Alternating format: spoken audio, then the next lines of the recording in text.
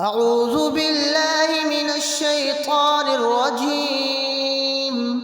بسم الله الرحمن الرحيم.